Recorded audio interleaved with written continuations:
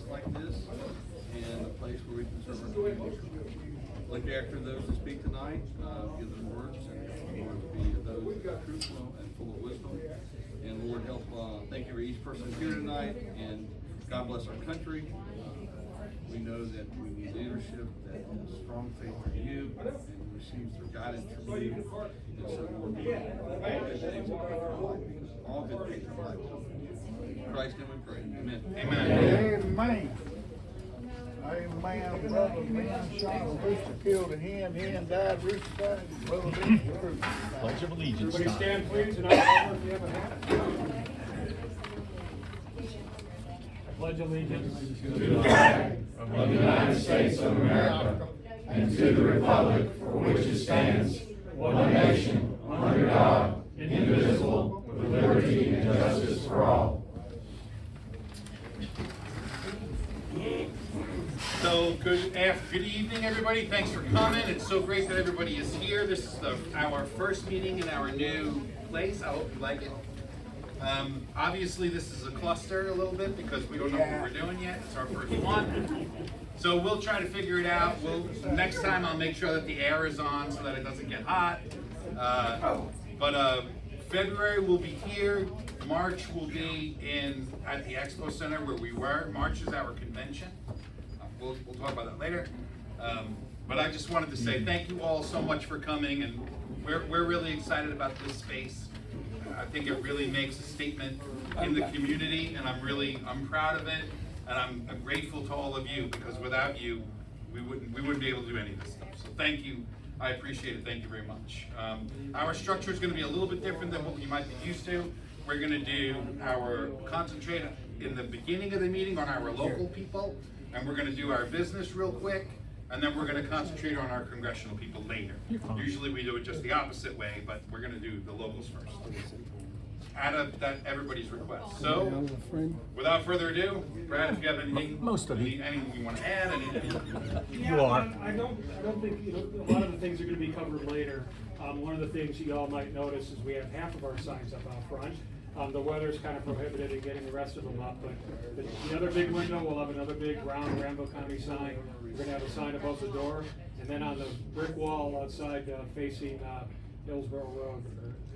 Whatever it is, Broad Street, Hillsborough. We're going to have a big 3 by 8 foot sign up there, Granville GOP as well. So people will know we're here, and which is a good thing. And we're working on a security camera for the impending rocks that we may see. Well, we did it the first night, so I was thrilled. I thought for sure we were going to come to a rock. But we think that, we couldn't have gotten a better location in the county seat, right on 2 main streets here, and the main drag coming off of 85. So we think that the visibility that we're going to get, Mike works from home, so he's been working here a lot. I do the same, so I'll be here a lot. We'll be looking for others to help us out, just come in and be here if people want to stop by or whatnot. And we're really excited about the whole thing. Scared to death, but we're a little excited. Yeah, about it. nervous but happy. Yeah, a little nervous Excited. but happy. But we know everybody's going to come together and help us. What was that? And pray a lot. And Pray a lot. Yeah, Pray a lot. yeah, That's true. Yeah. So the next couple of days when the rain stops, we should have the rest of our signs up. We're excited to talk about a raffle, which Mike is going to talk about later. Bigger and better by far than anything we've ever done before. And I'm really looking forward to focusing on our Board of Education candidates for the general election that comes up during the primary in March. And also helping our county commissioner candidates as we get through. Sue's got a primary, the rest of them don't, but we'll be working hard to help them out once we get past the primary as well. So it's a lot to do this year. And everybody knows, I think everybody feels, politics all start local. And, this is a pretty busy county here. And the other side's putting in a lot of work, and we need to do the same if we're gonna, take the school board, take the board of commissioners, and do better in the national races as well, right? So one of the things we need to do, tell your friends, tell your neighbors, tell your family, don't tell them, grab them, get them to the polls. So one of the things that we struggle with is getting Republicans out to vote, right? Vote early. When I lived in Chicago, we said vote early, vote often, but we don't do that yet. Vote early, get out the vote, take 10 people, get them to register. That's a big thing that we have to do as well. So A lot more to come, but we're pretty excited and prospects. So, anybody ever has any questions for me? Just give me a ring. Thank you, Mr. Vice Chairman. All right, so here's our agenda. It's around. There's some. If anybody wants one, I can print one off for you. This will be posted on our website. Everything that we do, basically everything that we do, is posted on granvilleGAB.com, .org. I mean, if you want to see minutes, if you want to see video of the meetings, if you want to see remarks, basically everything is there. So if you have a question, go there, and it's probably there. But here's our agenda, and so I'll be going back and forth to that. So we did prayer pledge. I would like to recognize some of the special guests that we have. Like I said, we have former chairman of the County Commissioners, Russ May. He's running in District 5 for re-election. Thanks for being here, Mr. Commissioner. We have Mrs. Sue Hinman. She is running in District 3. Sue has a primary. She's running against a man named Mark Griffin in District 3. I don't see Mark here. I don't know if he's here, but I don't see him. But Sue is right here, so if you live in District 3 or not, and you've got county commission questions, Sue's your lady. Thanks for being here, Sue. We have a couple of really special people here. One of the people that I'm really excited that is here is John Gall. John Gall is working on our precincts and organizing our precincts. So if you've got questions you want to get plugged in, you want to actually, like people, one of the complaints we have is, well, we don't do anything. Well, it starts at the precinct meeting, at the precinct level, and John is heading that up. So thank you very much, John.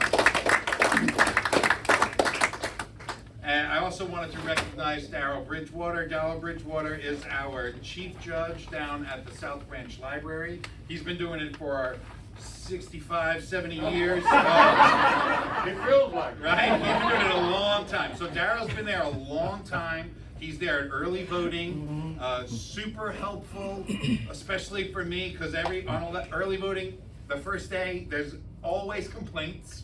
Everybody's freaking out. And I always go to Darrell and say, okay, what do I do now? And he kind of like is a super guiding force, and I'm very grateful for him. So, and I'm grateful that he's continuing to do it. So thank you for being here. Go Bridgewater!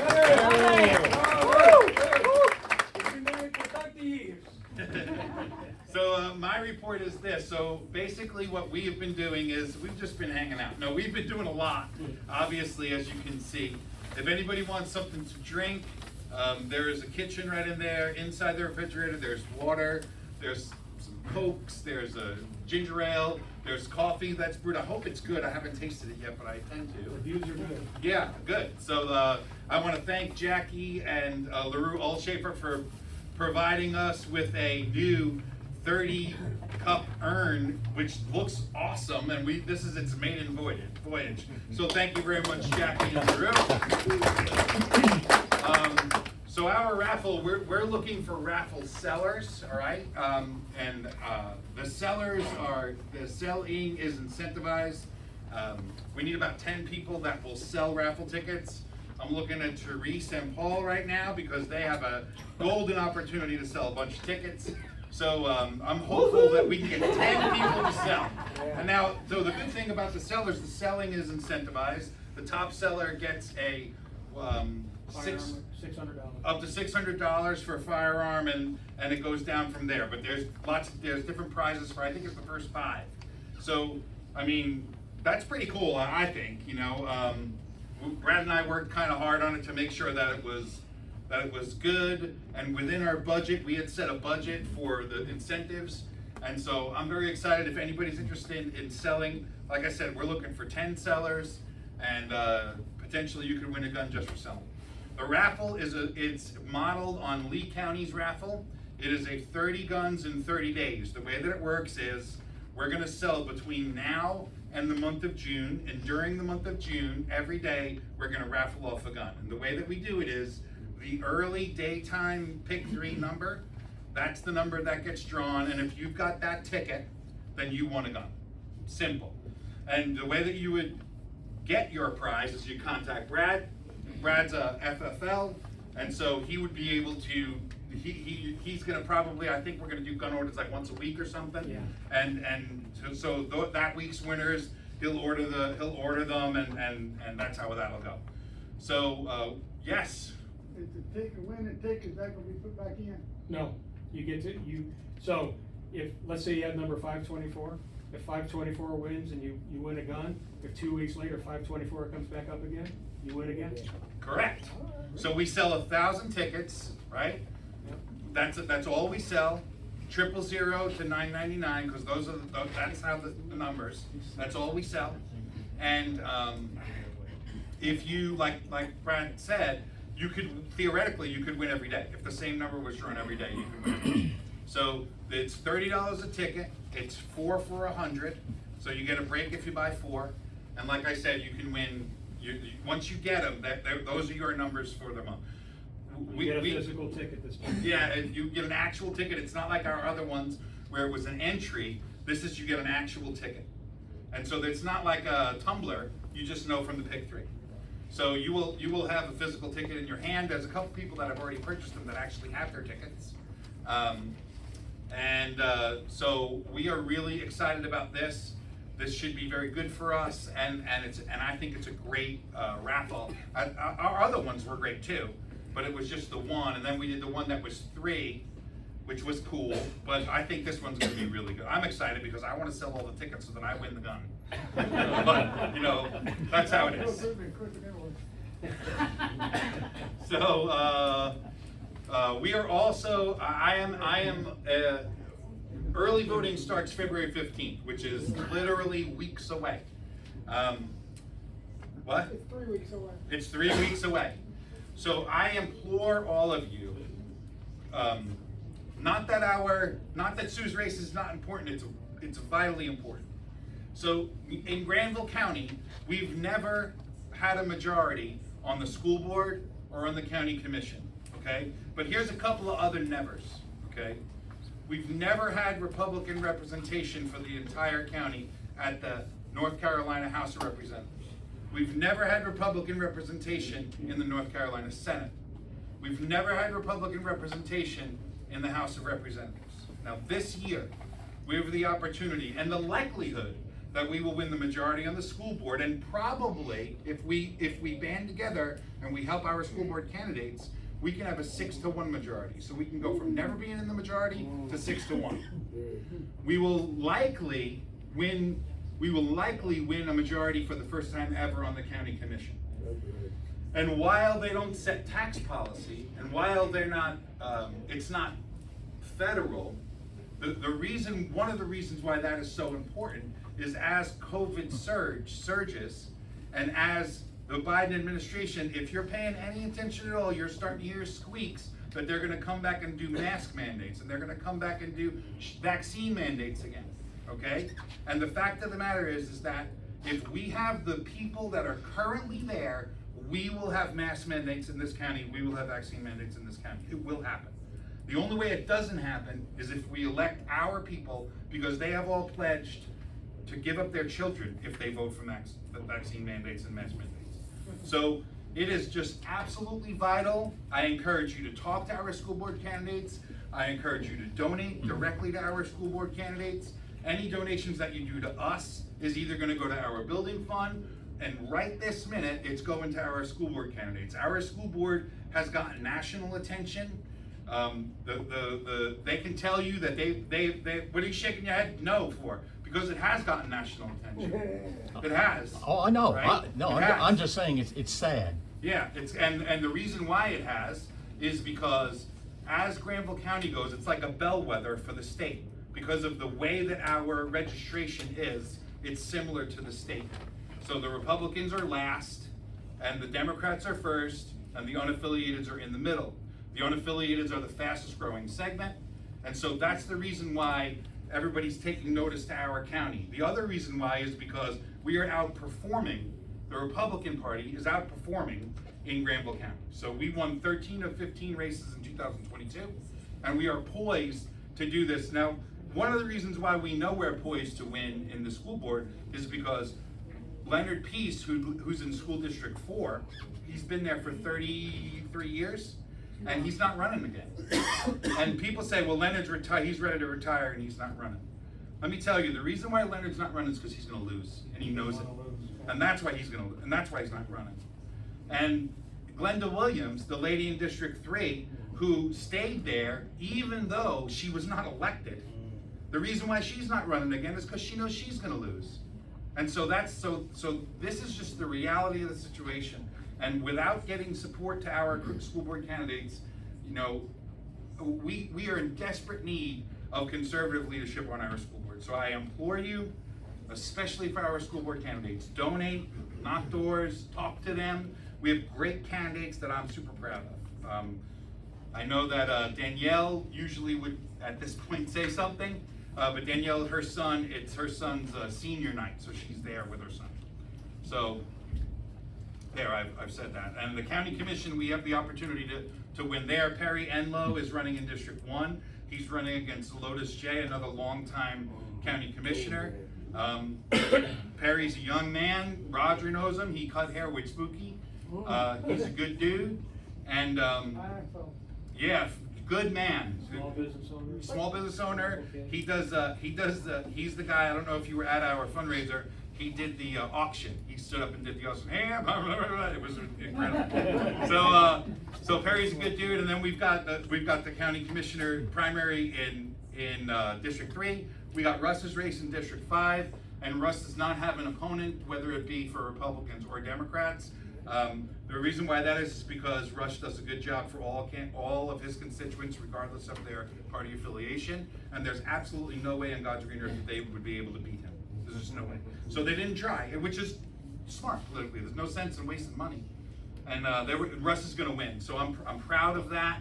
I'm proud that Russ has done a great job for us. He's been a conservative leader on the county commission, and I'm proud of that. That's basically it. Mike, who's the one you said he's hanging, the one that's running, or Spooky, you said? Somebody running? No, I said that Perry Enlow worked with Spooky, who cut his hair in Butler. Spooky is a big devil. I know. I know him for many years. So, you got anything else you want to add? Vicky Baker, you have anything you want to add? No, oh my goodness. Vote for Vicky. Vote for Vicky, I love her. Lynn Cooper is not here. Therese, you got anything you want to add? Frank is not here. Sue, Russ, you guys want to add anything? County legislative updates, anything? Man, this is going to be a quick meeting. No, I don't have anything county update wise, other than I need everybody in District 3 to go out and vote, please. Everybody has to vote, because without you, I could lose. That's true. Who's in District 3? Copy. Anybody? Besides Vicky and Don. Couple? All right. From Stan. Get the word out. Drag your wives too.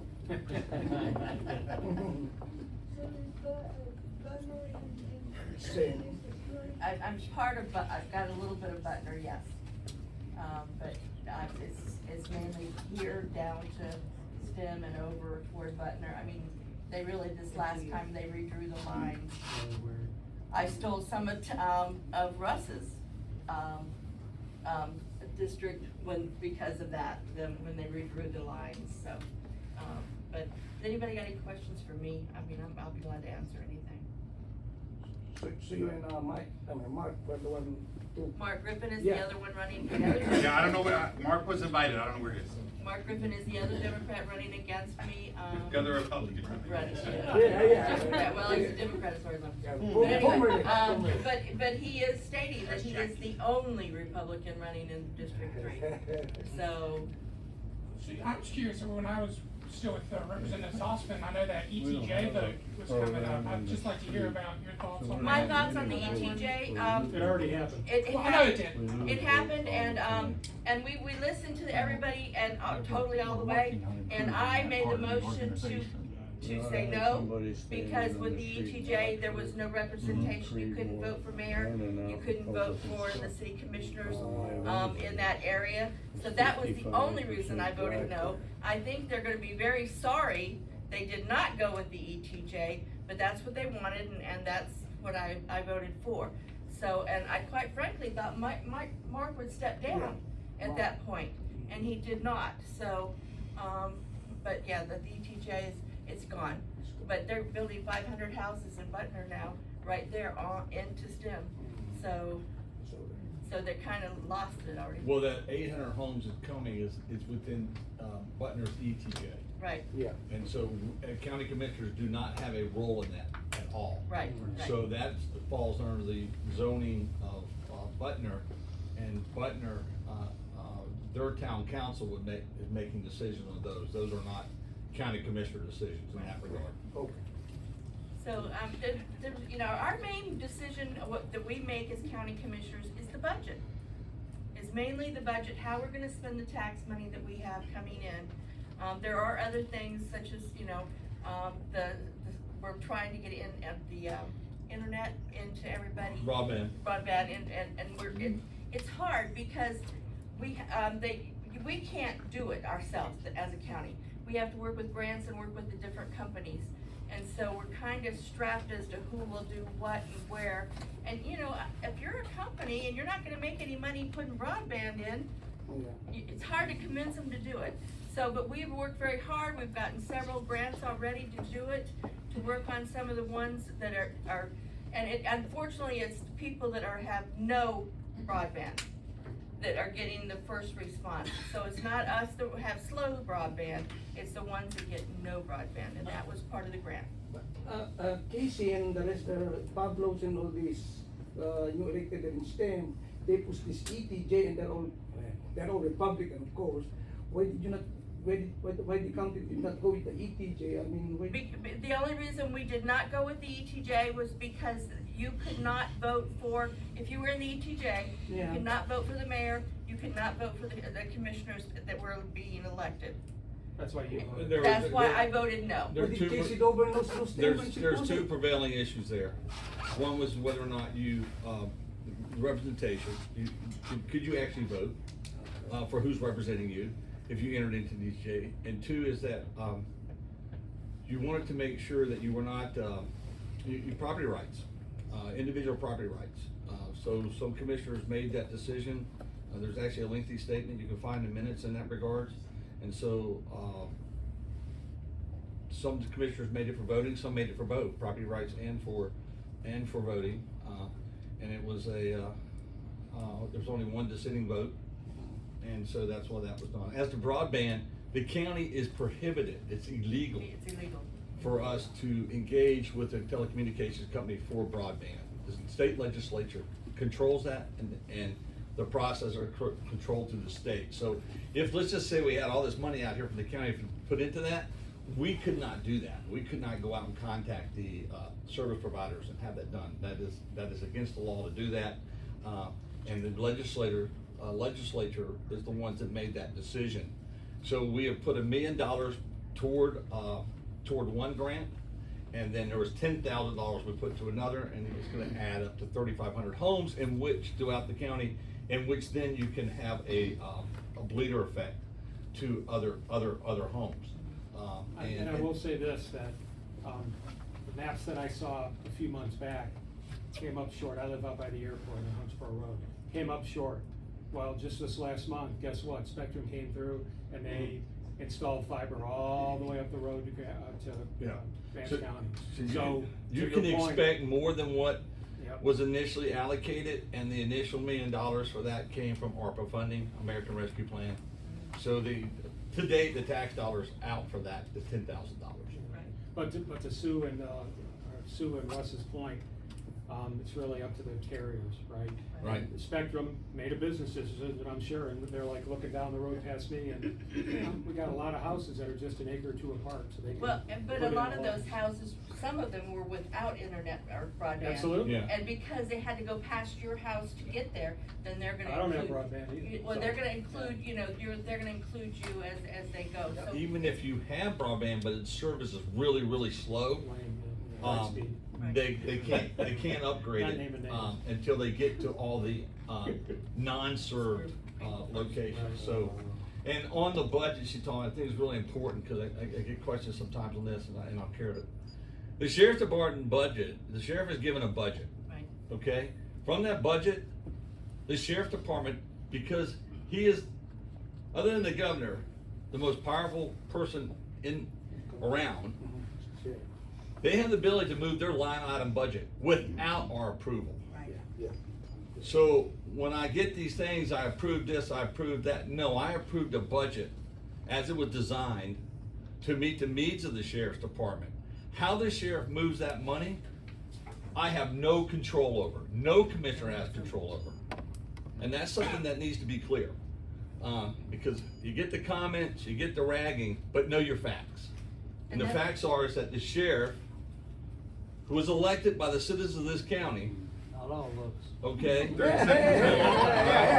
Right, 30 seconds. Whether you elected by the citizens of this county, and the last election was a three-way race, okay? So that sheriff was elected, and so if he has a line item that's running short and he wants to add money to another line item, he has the authority to do that. That's it.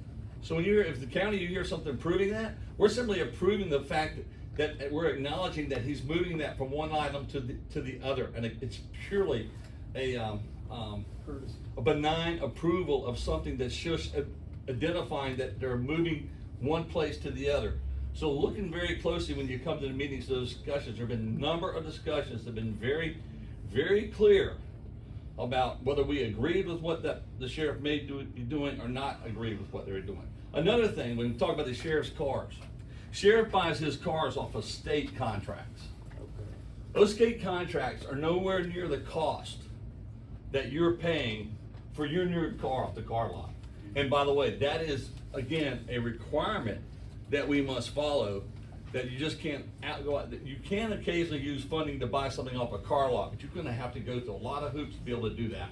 There can't be any other So when you're car buying, anywhere else. and now, we're not in that issue now, because we went to a leasing program which has the ability to do all kinds of things to be able to help us save money. Through tracking costs and expenses and gas and mileage and all these other things. So. And who's driving that car where and, yeah. So again, you gotta know everything, and it's fine, I'd be glad to answer any questions you want to ask it later, but at the end of the day is that we're not,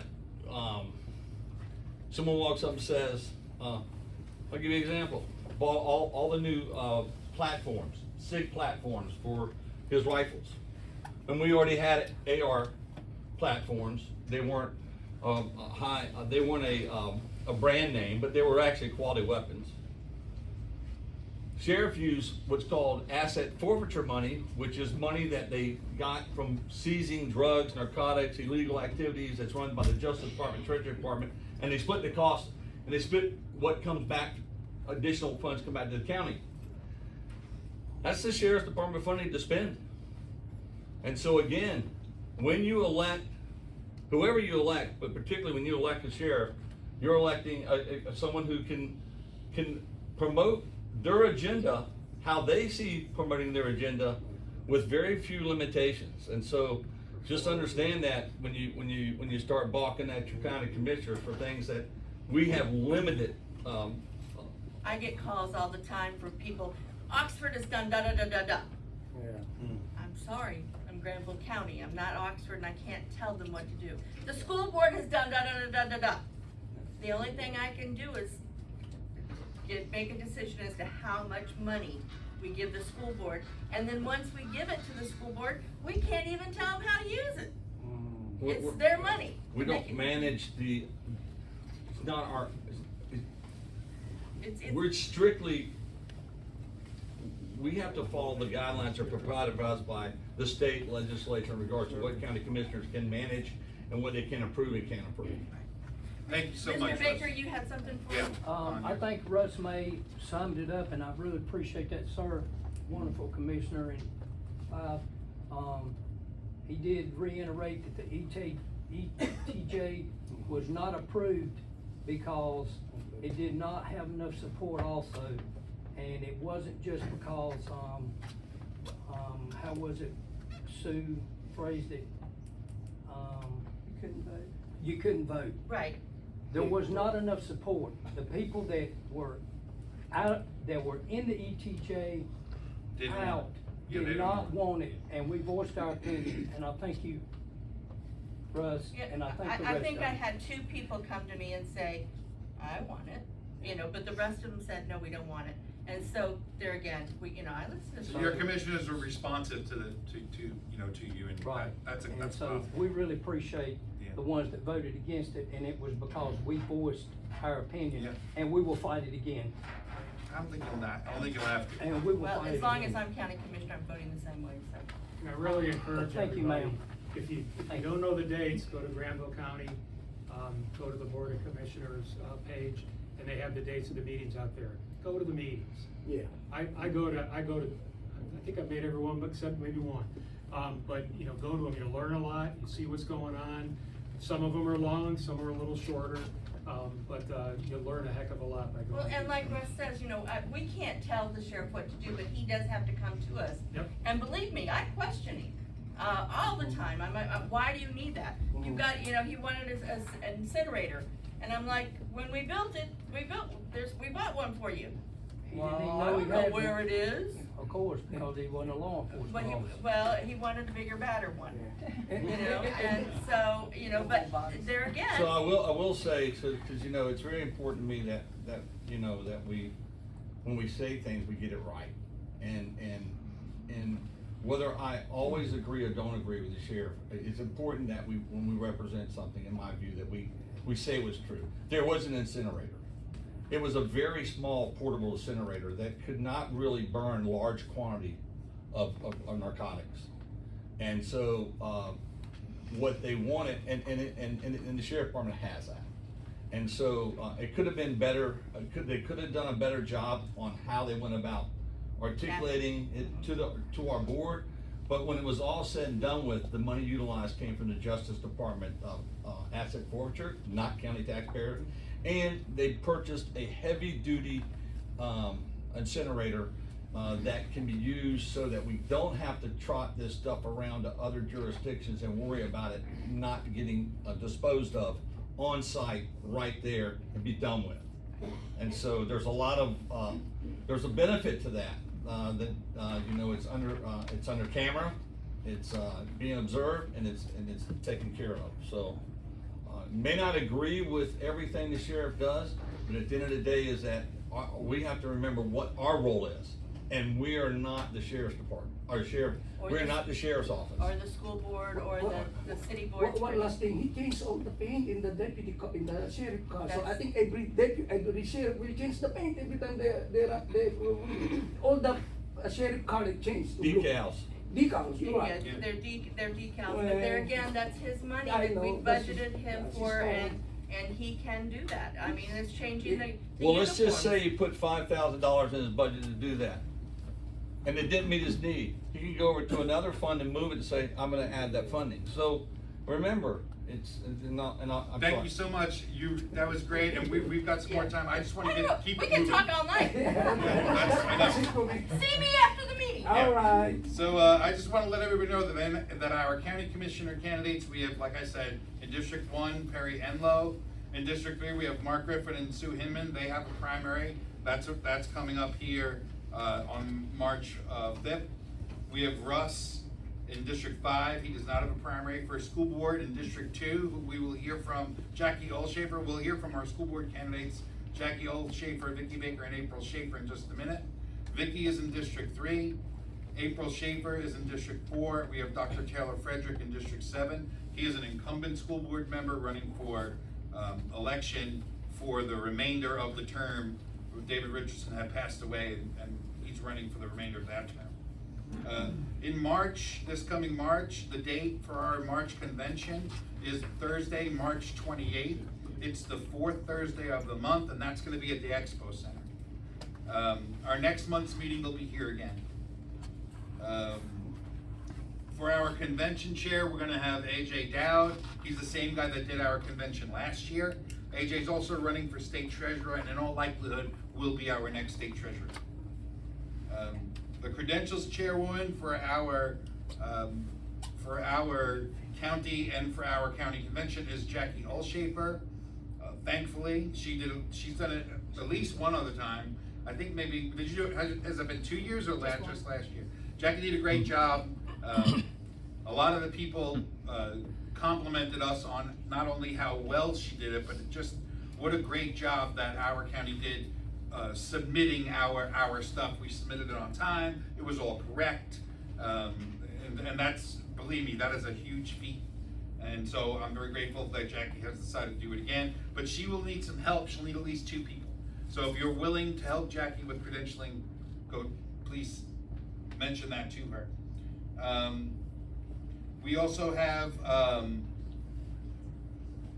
our plan of organization. We do changes to our plan of organization sometimes. We did a major rewrite a couple of years ago.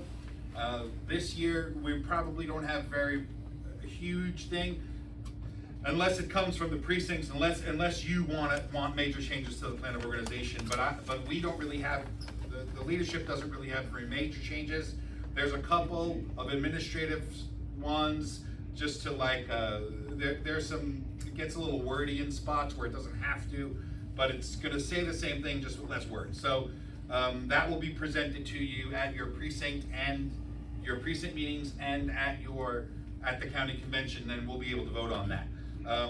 Our district leader, Roger Farina, he's our district chairman, and he's encouraging us to have precinct meetings, precinct organization meetings during the month of February in the precincts. So John is working with that to try to locate our precinct captains, notify them. So if there is a precinct that wants to have their own meeting, that they certainly can do that. And we'll encourage them to do that. And this space is available for that as well.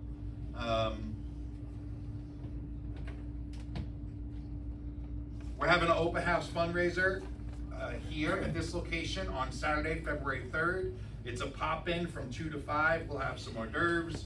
We'll have some drinks. There'll be a bunch of candidates. The food truck will be here, Smoking Aces. So it'll be exciting. We're excited about it. By that time, our signage will be done. Our signage is going to be very impressive when it's there. We're really like, really stamping a flag. We're in the belly of the beast. This is not Republican territory that we're in. We're actually in District 1.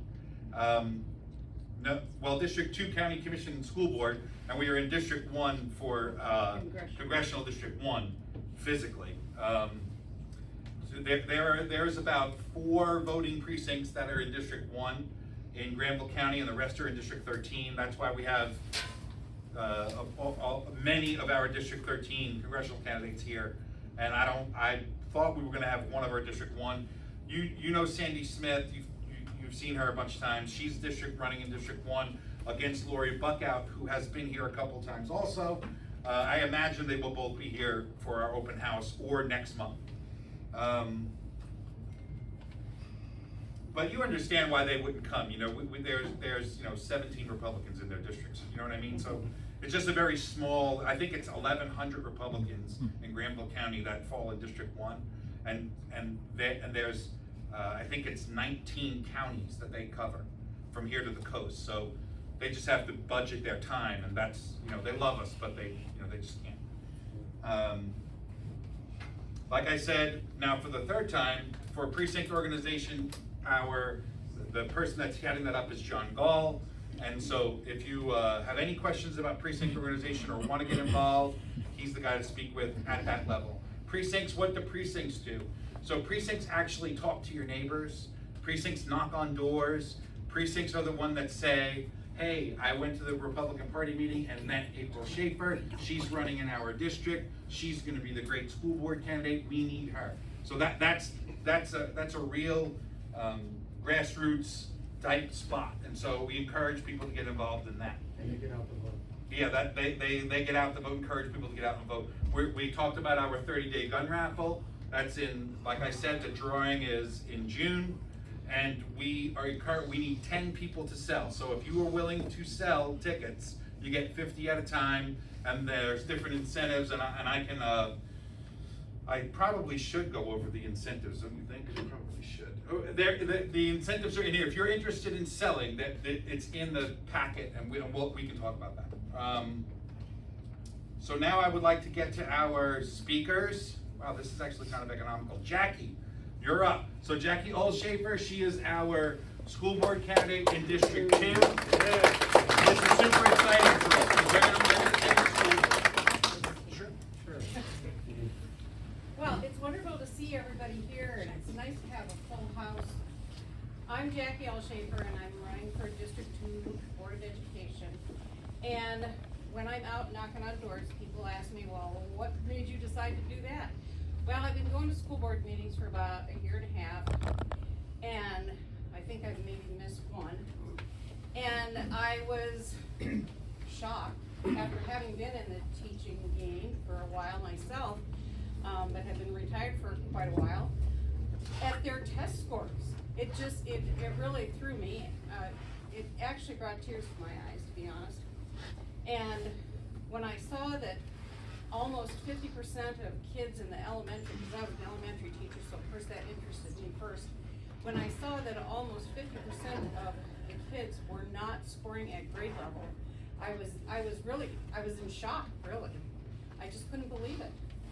And what I think of when that happens is every single one of those numbers on that page is a little child that is not successful.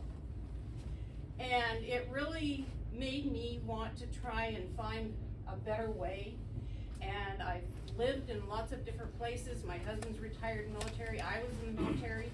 And we have seen the way that a lot of different things have been done in different places, and the things that work and the things that don't.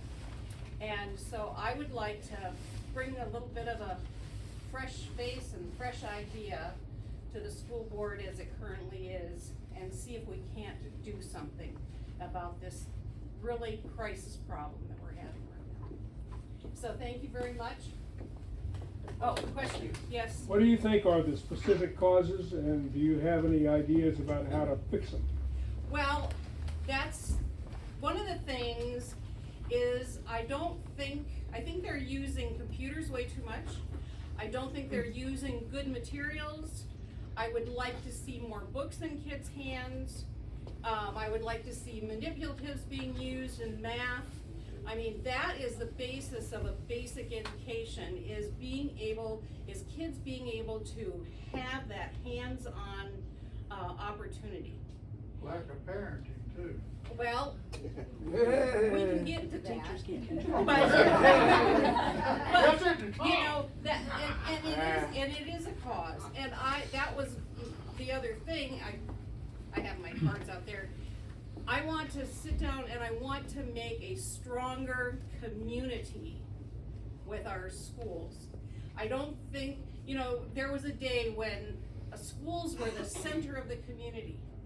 You went there and you had activities and everybody came and, no matter what it was, maybe it was a school picnic or whatever, but it was the center of the community.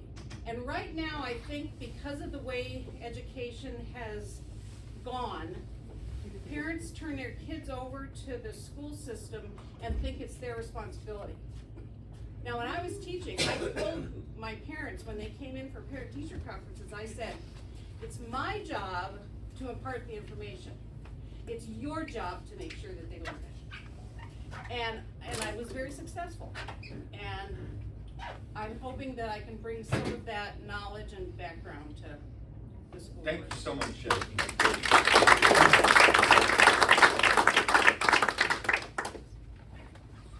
Vicki Baker. So Vicki Baker, I have a soft spot in my heart for Vicki Baker, for all of our candidates, but especially for Vicki. Vicki is our treasurer, and Vicki just fixes all of my mistakes all the time. So I'm super grateful for her. It's the truth. So, good evening. I want to tell you just a little bit about me. I know everybody knows I'm Vicki Baker, but I'd like to tell you that I was born and raised right down the street in Durham, and I attended public schools in both Durham City and County.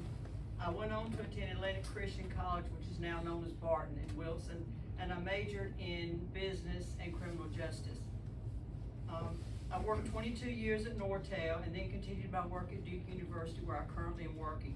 And I work with a lot of the students there, which is just an eye-opener of all the different areas that they came from and the places and the countries, and you learn a lot while you're meeting with each of them every day. My husband and I moved to Granville County in 2007, and it seemed only fit to take my journey just one step further in running for Granville County Board of Education. I want to shape the future of our schools and community. Our students deserve the best. They need us, and I will advocate passionately for that. I believe in excellence and high standards in education. Our schools should empower students to achieve their full potential. Access to opportunity. Every child deserves a chance to learn, grow, and succeed in life. Investment in teachers and resources. We must support the educators and provide the tools they need to do their very important job. The voice of our community is so important. I will listen to the needs and priorities of families and ensure community input and decision making. Our schools are the foundation of our community, and together we can build them into institutions we're proud to call our own.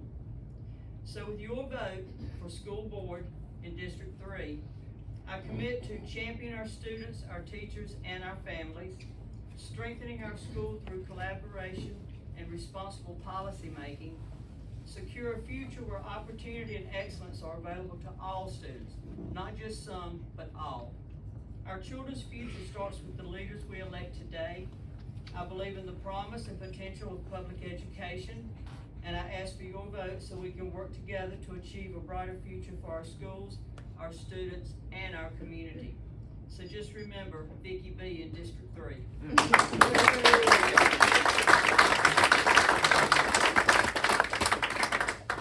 That's awesome. Thank you. I don't know why this auto-corrected incorrectly. It always does that. So frustrating. April Shaper's running in District 4.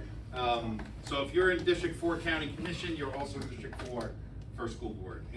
Yes. Good evening. My name is April Shaper. I'm a boots on the ground mom on a mission to put children first. 4 of my main goals when I get on the school board is academic excellence, as Jackie has already said, student safety, teacher retention, trades, athletics, arts, and clubs. I have been a part of NC State University Animal Science Department for going on 24 years. I am deeply rooted in agriculture, and I know that not every kid that is in high school needs to go to college. We need these trades. We need agriculture to feed today's world. As far as what I hope to do on the school board is I want to work with Jackie. I want to work with Vicki, and I want to turn the school board red and keep the left agenda out of our schools and protect them. If you are in District 4, I greatly need your help. I need your vote, and please just pass the word that I am running. I do have a meet and greet scheduled at Adriano's Pizzeria in Wilton on February the 6th. So come out and meet me, and if you have questions, please see me. And one other tidbit this week, I am being endorsed by the NC Values Coalition. Thank you. Sue Hinman, you can speak again. No, that's all right. I did it done. Okay, you can speak again. Lori Buckout's not here. I don't know who that is. All right, so this is District 13, okay? We're up to we're moving right along. We're up to, so District 13 is all in green, all right? Here we are, there's this little bit of purple, that's District 1. So if you live in this spot, which is kind of like where we are right now, you're in District 1. Brad's in District 1. He's like actually across the street from him is District 13. Which is kind of like, it goes right down the middle of the street. How do people find out what district they're in if they don't know? So at this point, if you go to voter search and put your name in there, it's accurate at this point. On Yeah, it's updated. ncvotersearch.com. Go to, if you just Google NC Voter Search, it pops right up. And if you just go there, you can put your name in. That's how we verify it, like for credentialing. Actually, we have another thing. But one of the ways we verify when folks come in and we don't really know who they are, we just will enter their name into voter search and it'll say, because a lot of people say, I'm a registered Republican, and then we enter their name into voter search and they're unaffiliated. And so we just let them know, and then we change their voter registration. So we're with Lee, Harnett, Johnston, Franklin. This is Wake, this little part here that's kind of like around the blue. The blue is where we used to be, the 4 is where we used to be. So Orange, Durham, and so one of the reasons why this is so significant and why this map is here is because I wanted to show, we have always been either with 4 or with 2, okay? And that's a big deal because there are about 40,000 registered voters in Granville County. And there are about 180,000 registered voters in Durham. And so literally, Valerie Fouché has not been to Granville County since before her primary, all right? So she's the District 4 representative currently. So actually she is still our representative. She's not been to Granville County for almost 2 years. And the reason why is because, that's not a knock on her. The reason why is because she could literally lose every single vote in Granville County and still win by 80,000 votes. And so she has to focus on Durham and Orange where the people are. That's she has no choice. And it's always been that way. It was like that with David Price, who represented Granville County since 1973. So literally, we've not had Republican and then before that, we never had Republican representation.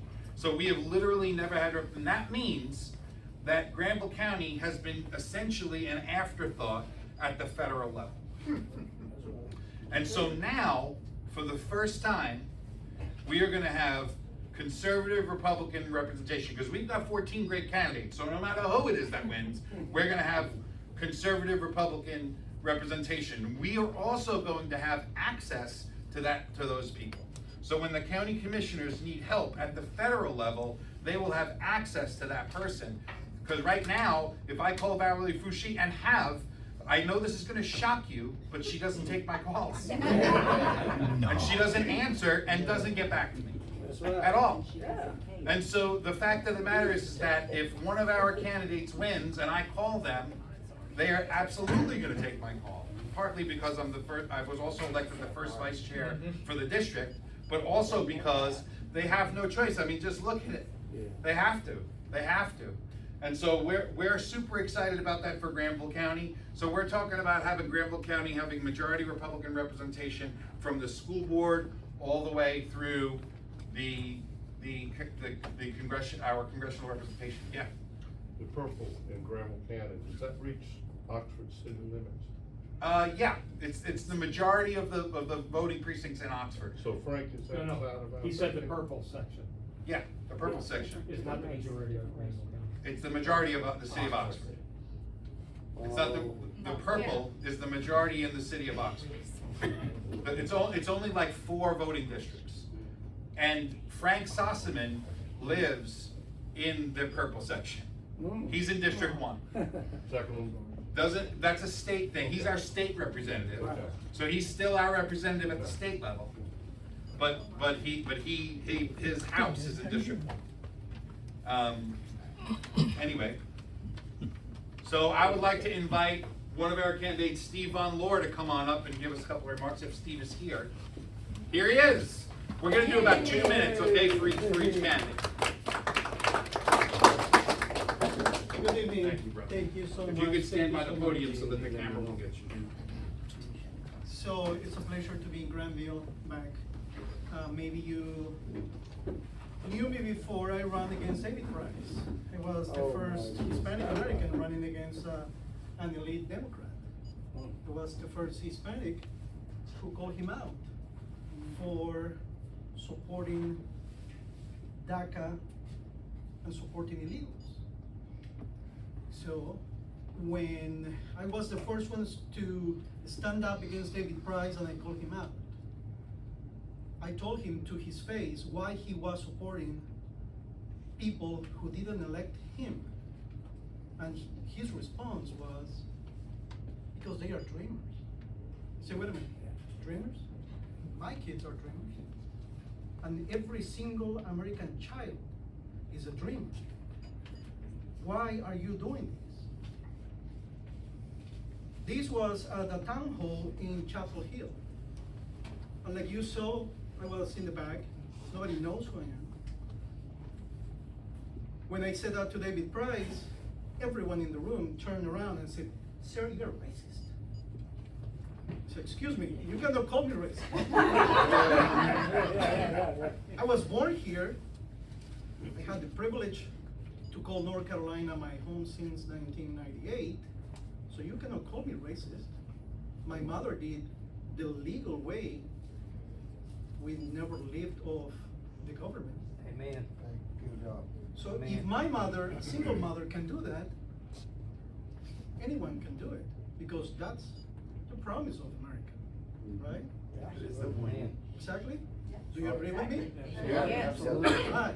So, you remember when our founding fathers created a constitutional republic? Were they part of the elite from England? No, right? They were men with wisdom, with common sense, who were farmers with humble beginnings. So let me ask you this. Do you believe the people in Washington right now are those type of wise men? So why are you guys sending? Thank you, Steve. Thanks, buddy. Steve is gonna be here, you can talk to him after. Guys, we're gonna stick to 2 minutes. So we invite David Dixon up to the podium. David, we're gonna stick to 2 minutes. You can keep talking if you want, but I'm gonna get up and clap when you're done. I can check out my website. Thank you. So, 2 minutes, not enough. Thank you so much. My name is David Dixon. Yes, sir. Yes, sir. And I'm pleased to be here with you in Granville County tonight. And I'm one of the many individuals running for the 13th district. And I just want to introduce myself and let you know that I'm a strong conservative, and with me tonight is my father. And I cannot think of another person who has more integrity, faith, generosity, and hard work than the man that's right there. Thank you, Dad, for your love and support in every way. So I am pro-Constitution, pro-faith, pro-family, pro-freedom, pro-Second Amendment. So great job on the raffle. Hope Thank it's you. very successful. Hope you buy another ticket. Pro-capitalism, because that is what has led to this amazing American experiment and the economic growth that is now under assault from this horrible Biden administration. And I'm pro-life as well. What differentiates me from many of the other candidates is my personal experience. All of our experiences are different, as well as both growing up formatively on the Outer Banks of North Carolina. I've lived in North Carolina all of my life. More recently, Harnett County has become a second home to me. I live in southern Wake County, but my grandfather and family heritage comes from Harnett County and Johnston County. And he is 95 and a half years young, but he has some health issues. So right now, down in North Carolina is my part-time home, and I'm very proud of that. So I'm a member of the McCullers Ruritan Club, community volunteer and 15-year resident of Garner, North Carolina, trained in Blue Hat Ministry from the North Carolina Baptist Disaster Relief. And I am a former director of global partnerships at NC State University, so go Pack. I promise you, April, we have either sent an email or talked to each other on the phone, animal science. All right, so when your students wanted to go overseas, I think we talked. So go Pack. So thank you. If you have any questions, I'll be glad to answer them later in time for discussions. My signs are out there. Please look up. Thank you so much. Thank you very much. Thank you, sir. Sid. Thank you. Sid, are you here? Yeah, I'm right here. Come on up, bud. So we have a we've got a camera. That's why we're asking them to come up here. So everybody enjoy that. Sid's sharp. They're gone. How many of y'all are veterans here? I'd like to thank you all for your service. Thank you very much. You're the reason we have these freedoms in this country. Ladies and gentlemen, my name is Siddharth Sharma, and I'm running here for Congress in District 13. I was born and raised here in North Carolina, and I lived in District 13 my entire life. And I am your most local candidate. Every single time I lived in Wake County, it's always been District 13. When I moved to Garner recently, turned out that was also District 13. So I took that as a sign saying, well, let's start running here for Congress, and let's rock and roll, let's get this done. So why am I running? besides Biden running this country to the ground, I've noticed something. There's corruption. And I'm gonna tell you guys honestly, our district is full of it. We have plenty of candidates who do not live in this district. You guys need to vet these people, I'm telling you. Because if they think they wanna run here because it's convenient, they will without a doubt bow down to the uniparty because it is convenient. It is getting ridiculous, people. These people cannot come into office, because I promise you, as soon as they come, you will never hear from them ever again. What did you say about Valerie Frasheen? You never hear from her, right? No. She's the representative, right? Apparently. Yeah. And other than that, I like to start getting to the solutions, people. You know, I'm an accountant, and there is no one else you want to send to Congress but me to help you guys lower your taxes. That's what I'm about. How do you guys like this inflation? It sucks, right? Yeah, I know, it sucks. Screw Biden for that. Biden, Screw him. So what do I want to do? Let's start lowering everybody's taxes. Personal taxes, business taxes. And let's start lowering down gas prices. How am I gonna lower down gas prices? Drill, baby, drill. Hell yeah, that's what I'm talking about. Yeah, you guys know what time it is. Yeah, that's what I'm talking about. And we're also gonna start sending sanctions and tariffs on foreign nations that want to send us their oil. We don't need them. We need it. We have it. We have a gold mine in America. We need to start drilling once again. Thank you so much.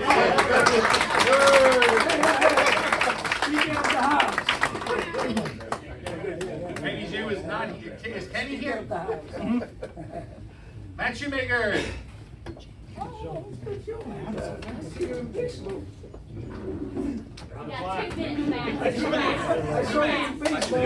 Yes, I'm Matt Shoemaker. Thank you so much for having me here. Until 6 months ago, I was on active duty with the Navy. I was an intelligence officer running intelligence operations against the Russians and the Chinese. And before that, I did my PhD work at the age of 25 in nuclear war strategy at King's College in London. Nowadays, I am a military and national security commentator for Fox News and Newsmax. And I've been spending most of my time writing various different articles, just one published today in the Daily Caller, looking at how the Chinese Communist Party owns American farmland, specifically with Smithfield Foods, if we're familiar with that one. Oh yeah. But nowadays I am running for Congress. As a former intelligence officer, I am running to send intelligence to DC and to defund stupidity. Absolutely. They need it. They need it. But I'm going to be a force to be reckoned with in Washington. I have the experience of going toe-to-toe with Russians and the Chinese and bringing my voice to talk about the most challenging national security issues facing our country. And I want to be your voice in Washington for that. I want to be at your service. And I'm going to be a force to be reckoned with because I'm going to be able to go there on day one and not be an observer, not even being a participant. I'm going to be a leader on these subjects. And I believe that a representative needs to have skin in the game. I believe that I'm able to do this because, you know, although being a veteran, I wish I could pump hundreds of thousands of dollars into my own campaign. That'd be great, right? Instead, what I've done is I've taken money I was going to use to buy a house and put it towards my campaign. That's how much I believe in myself. That's how much I believe in this district. And that's how much I believe in you. That's what this comes down to. And I'll leave you with this one last thought, which is it's time for the torch to be passed to a new generation of Americans. The problems of the mid-2020s are going to be solved by those from a different generation. And Ron, you made a great point earlier when I was speaking to you. You mentioned how it is time for us as Republicans to unite and be behind each other and not squabble with each other. That's what I'm here for, and that's what I'm going to deliver on. My name is Matt Shoemaker. I would love to have your vote, and let's send intelligence to DC. Amen. 7 seconds to spare.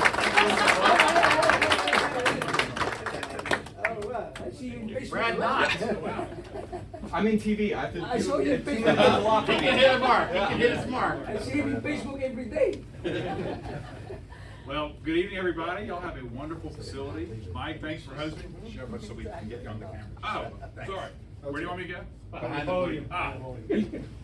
Hey, you can tell I'm new at this, but it's great to be here. We've only got 2 minutes. I'll just give a quick little summary of why I'm running. Up until about 4 months ago, I was a federal prosecutor. I focused on organized crime.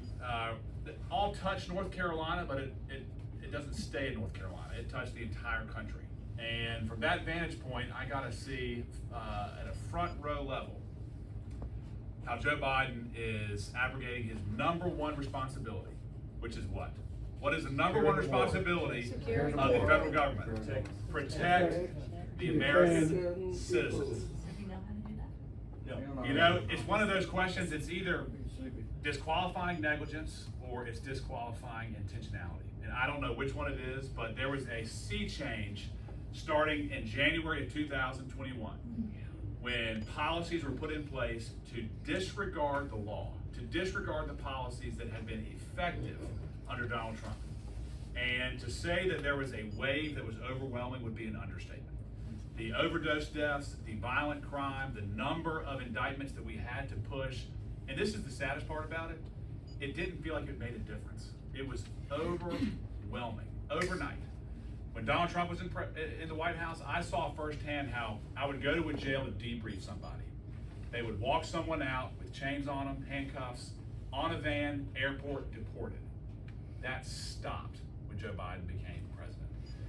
I was talking to a opponent, a friend that we're running against each other in this race, and I said, it felt like we were losing the country in real time. And we are losing the country.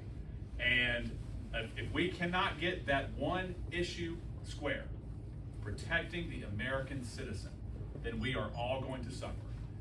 I saw it firsthand, I understand the law, I know how to fix it, and that's why I'm running. So thank you so much. I'd love to talk with you afterwards. I could talk about cases, things that I saw all night long. But again, thank you so much for having us.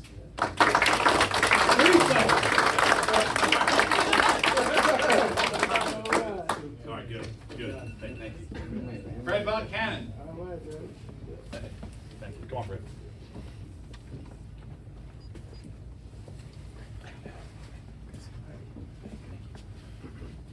Hello, everybody. My name is Fred Von Cannon. I live in the district, born in North Carolina. I live here.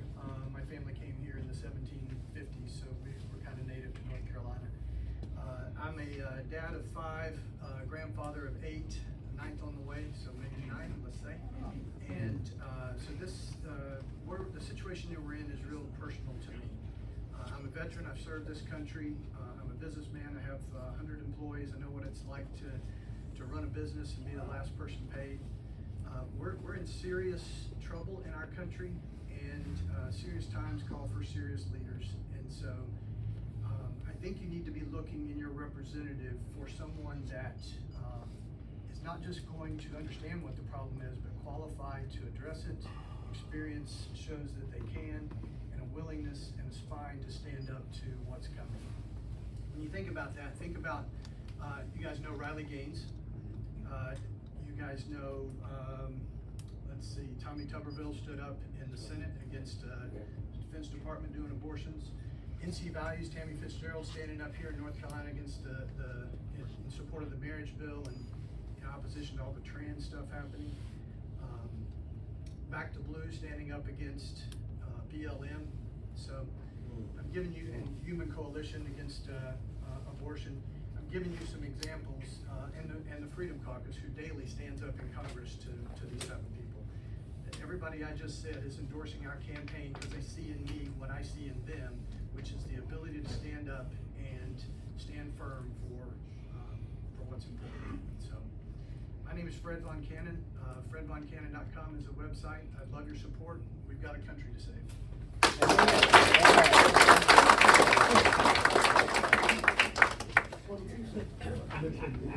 Kelly Daughtry. Oh, there she is. Hey, Kelly.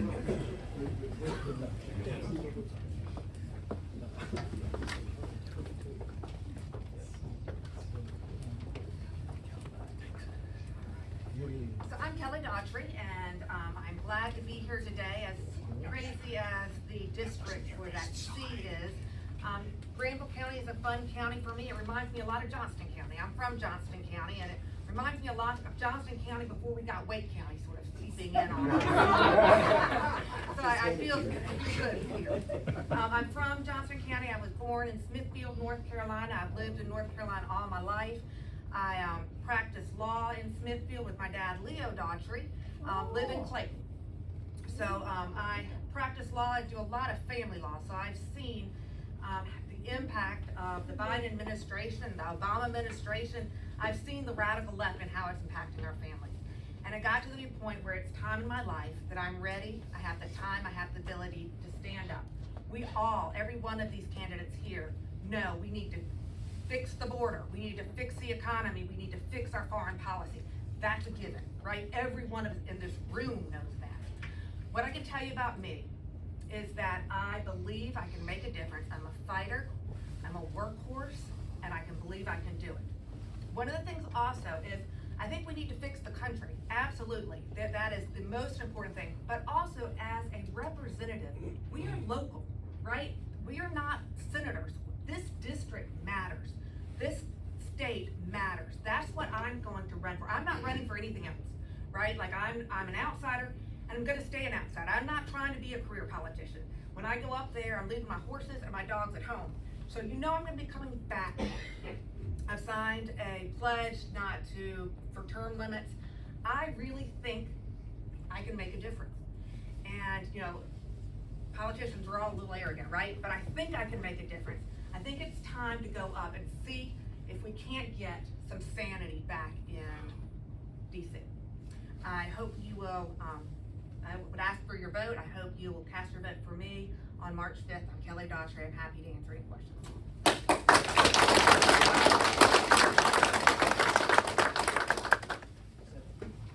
So we have Cole 2. Cole is gonna speak on behalf of Devan Barber. And before I get started, I want to say go Pack. I just graduated from NC State. So did Devan, by the way, but he would kill me if I didn't say that. But yeah, so Devan wishes he could be here. He wishes badly that he could be here, so he sent me in to talk to y'all. Devan wants to be your congressman because he is from here, he is for here. He is a father, a husband, a Christian, a conservative, and a guy for the district. When Devan gets up to DC, he wants to do many things, but one thing he wants to do is he gets up there and he wants to secure our southern border. We have an influx of illegal immigrants that are coming in here and destroying our country, milking our tax dollars, and raising everything go up. So he wants to go up there and fix our southern border. Thank you for your time.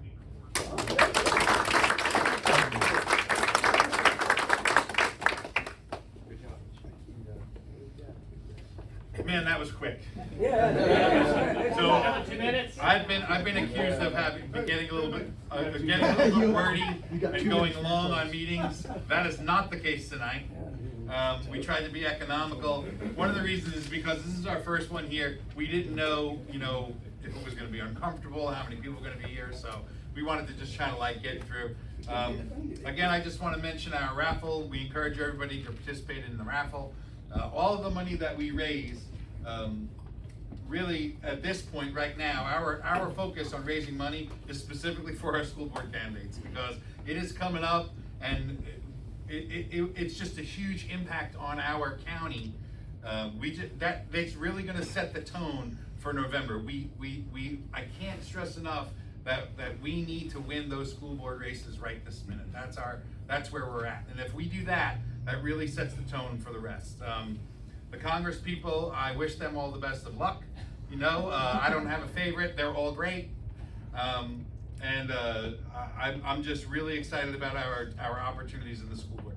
So again, thank you all very much. Thanks for coming. I hope you decide to come to our open house. Come on the 3rd.